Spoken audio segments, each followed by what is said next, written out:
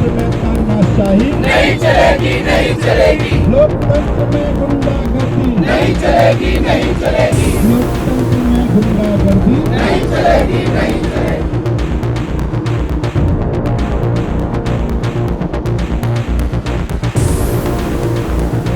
दोस्तों, वांचुक को जेल क्यों? और क्या वांचुक की गिरफ्तारी मोदी सरकार को पड़ेगी महंगी? संजय सिंह ने क्यों मोदी को लताड़ दिया?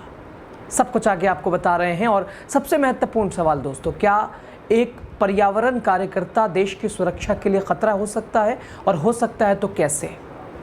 या फिर एक शांतिपूर्ण आंदोलन को दबाने की एक साजिश? सब कुछ आगे समझिए मेरे साथ। आपको नमस्ते, आप देख रहे हैं द राजनीति का विशेष सेगमेंट। मैं हूं आपके साथ यासूब रजा। दोस्तों, लद्दाख में माहौल गर्म है और वजह सोनम वांगचुक। क्या वही वांगचुक जिन्होंने शिक्षा और पर्यावरण के क्षेत्र में मिसाल कायम की है? न जाने शिक्षा और पर्यावरण के क्षेत्र में कितने बेमिसाल काम किए हैं। और आज क्या वो देशद्रोही? अब सरकार की नज़रों में वही वांगचुक राष्ट्रीय सुरक्षा के लिए खतरा कैसे बन सकते हैं? दोस्तों, 26 सितंबर को उन्हें एनएसए यानी नेशनल सिक्योरिटी एक्ट के तहत गिरफ्तार किया गया और कोई मुकदमा नहीं, कोई जमानत नहीं, सीधे जोधपुर की हाई सिक्योरिटी जेल, राजस्थान के जोधपुर। गिरफ्तारी से पहले उनके घर की तलाशी भी ली गई और ठीक यानी 2:30 बजे, आपने खबर देखी, 2:30 बजे के आसपास उन्हें प्रेस कॉन्फ्रेंस करनी थी, लेकिन ठीक उससे पहले उनकी गिरफ्तारी हुई और वो भी एनएसए के तहत। उनकी पत्नी का भी गंभीर आरोप, सब कुछ घर बिखेर दिया गया, सामान को इधर उधर कर दिया गया। उनकी पत्नी गीतांजलि, साफ आरोप तानाशाही का वो लगा रही हैं। सरकार बदनाम करने की साजिश रच रही है, कर रही है, इसका जिक्र कर रही है। दोस्तों, दरअसल 24 सितंबर को लेह में हिंसा हुई, 4 लोग मारे गए। सरकार कहती है उत्तेजक भाषणों से माहौल बिगड़ा और इसके लिए जिम्मेदार वांगचुक, जिनके खिलाफ सरकार ने कार्रवाई की है। लेकिन सवाल यह है, क्या सरकार सवाल उठाने वालों को ही खामोश करना चाहती है? सोशल मीडिया पे दोस्तों ट्रेंड कर रहा है, कल से आज तक, आई सपोर्ट सोनम वांगचुक। पूरा विपक्ष सरकार, मोदी सरकार पे निशाने साध रहा है कि ये क्या है, कोई कौन बनेगा करोड़पति का उनका शो वहां दिखा रहा है, बता रहा है, तो कोई आंदोलन कर रहा है, कोई प्रदर्शन कर रहा है। दोस्तों, आम आदमी पार्टी ने भी मोर्चा खोल दिया है, कल से आज तक प्रदर्शन। संजय सिंह ने भी मोदी सरकार को लताड़ लगा दी है। उधर सोशल मीडिया पे भी दोस्तों लगातार ट्रेंड कर रहा है, आई सपोर्ट सोनम वांगचुक। सबसे महत्वपूर्ण सवाल दोस्तों, क्या सोनम वांगचुक द्वारा भड़काई गई ये हिंसा थी? उनकी क्या भूमिका थी? आपको आगे सब कुछ बताएंगे। अब आम आदमी पार्टी का पहले जो ट्वीट है, पहले जो उनकी मांग है, उनका प्रदर्शन है, वो ज़रा आप देखिए। दोस्तों, आम आदमी पार्टी ने ट्वीट किया, लिखा कि सोनम वांगचुक को रिहा करो। देश के नामी शिक्षाविद और सामाजिक कार्यकर्ता सोनम वांगचुक की नाजायज़ गिरफ्तारी के खिलाफ आम आदमी पार्टी ने जंतर मंतर पर जोरदार प्रदर्शन किया, विरोध जताया। आम आदमी पार्टी मोदी सरकार से तुरंत सोनम वांगचुक को रिहा करने की मांग करती है। ये लगातार हुंकार भरी गई। भारत देश संविधान से चलेगा, ना कि किसी तानाशाह की तानाशाही से। जरा एक झलक आप ये सुनिए, देखिए।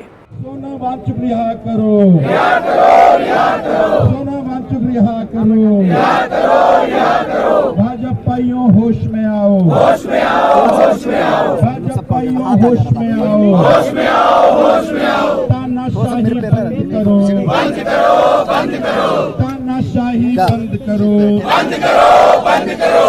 तानाशाही बंद करो, बंद करो, बंद करो। लोकतंत्र में तानाशाही नहीं चलेगी, नहीं चलेगी। साथ ही दोस्तों, पार्टी सांसद संजय सिंह भी मोदी सरकार पर बिल्कुल आड़े हाथों उन्होंने ले लिया मोदी शाह को। संजय सिंह ने साफ कहा दोस्तों कि देशद्रोह दरअसल सोनम वांगचुक नहीं है, बल्कि मोदी सरकार ही देशद्रोह। ये संजय सिंह कह रहे हैं।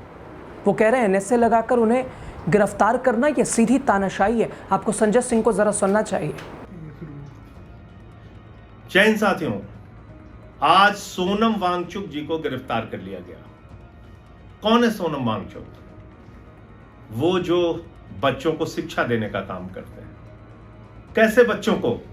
जो बच्चे फेल हो जाते हैं, जिन बच्चों को शक्ति देने का काम, ताकत देने का काम हमारी व्यवस्था नहीं करती, उसके लिए लंबे समय से अपना जीवन समर्पित किया था सोनम वांगचुक। किस सोनम वांगचुक को गिरफ्तार किया गया?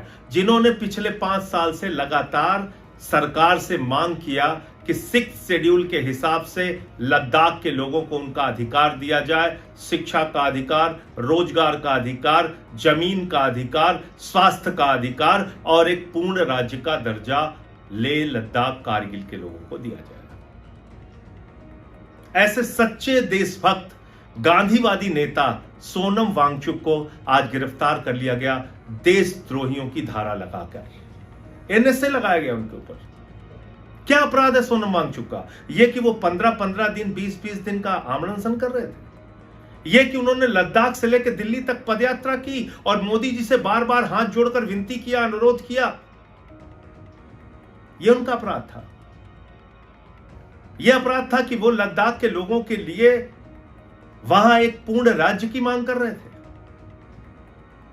और मोदी सरकार ने आज जो काम किया है वो एक हिटलर शाही का उदाहरण है, तानाशाही का उदाहरण है। मैं मानता हूं लोगों के सब्र का बांध टूट गया। लंबे समय तक वो लोग आंदोलन करते रहे और फिर वो आंदोलन एक प्रकार से हिंसा के रास्ते पर चला गया। लेकिन हिंसा के रास्ते को बढ़ावा नहीं दिया सोनम वांगचुक ने। सबसे पहले बाहर निकल के आए, हाथ जोड़कर लोगों से अपील की, शांति की अपील। हिंसा हमारा रास्ता नहीं है, उन्होंने कहा, और अपना आमरण अनशन तोड़ दिया। लोगों से अपील की, हमें शांति के रास्ते से अपना अधिकार पाना है। और ऐसे व्यक्ति को आप देशद्रोही कह रहे हैं? मोदी जी, ये गलती मत कीजिए। वो चीन की सीमा से लगा हुआ राज्य है, लगा हुआ क्षेत्र है, और लद्दाख के लोग सच्चे देशभक्त हैं। वो भारत माता के साथ खड़े हैं, भारत के साथ खड़े हैं। लेह लद्दाख कारगिल के लोगों ने हमेशा चीन की घुसपैठ का विरोध किया है। चीन के खिलाफ खुलकर बोले हैं। वो भारत की सेना के साथ खड़े रहे, भारत की सरकार के साथ खड़े रहे, भारत माता के साथ खड़े रहे। और आप ऐसे व्यक्ति को देशद्रोही कह रहे हैं, उनके ऊपर एनएसए लगा रहे हैं। बहुत ही अफसोस की बात है। हम सब लोग लद्दाख के लोगों के साथ हैं, सोनम वांगचुक के साथ हैं, उनकी मांगों के साथ हैं। जय हिंद। दोस्तों, सोनम वांगचुक लद्दाख के सबसे प्रभावी चेहरा, और जब हिंसा हुई, जब जेनजी आंदोलन कर रहे थे, जब भाजपा कार्यालय को जला रहे थे, गाड़ियां जल रही थी, सब कुछ इधर तितर भीतर था, उस बीच और सबसे प्रभावी चेहरा तो वांगचुक है ही वहां के लिए। उन्होंने साफ कहा था, कैमरे के सामने कहा था, इट्स अ जेनजी रेवोल्यूशन। क्या यही उनका कहना भारी पड़ गया उनके लिए? वांगचुक ने कहा हम बेबस हैं, ये जेनजी का जमाना है, यही कहा था उन्होंने। ये भी कहा कि इट्स अ जेनजी रेवोल्यूशन, हम बेबस, हम कुछ नहीं कर सकते। क्या यही कहना उनको भारी पड़ गया? दोस्तों, आखिर अब आपको थोड़ा बताते हैं ये हिंसा हुई तो हुई क्यों। आप जानते हैं, जम्मू कश्मीर से पूर्ण राज्य का दर्जा छीना गया, 370 हटाई गई, और तब लद्दाख का ही इलाका था, लेकिन फिर जम्मू कश्मीर का ही हिस्सा ये था, लेकिन लद्दाख को जम्मू कश्मीर से अलग कर दिया गया। लद्दाख को केंद्र शासित प्रदेश बना दिया गया, यूटी। लेकिन लद्दाख के लोग मांग कर रहे हैं लद्दाख को पूर्ण राज्य के दर्जे की। दूसरा, लद्दाख को 6ठी अनुसूची यानी 6 शेड्यूल के तहत संवैधानिक सुरक्षा मिले। कारगिल और लेह को अलग अलग लोकसभा सीटें मिली, यानी 2 सीटें लोकसभा यानी संसद में जो प्रतिनिधित्व हो वो 2 सीटों का हो, 2 सांसद जाए यहाँ से संसद में।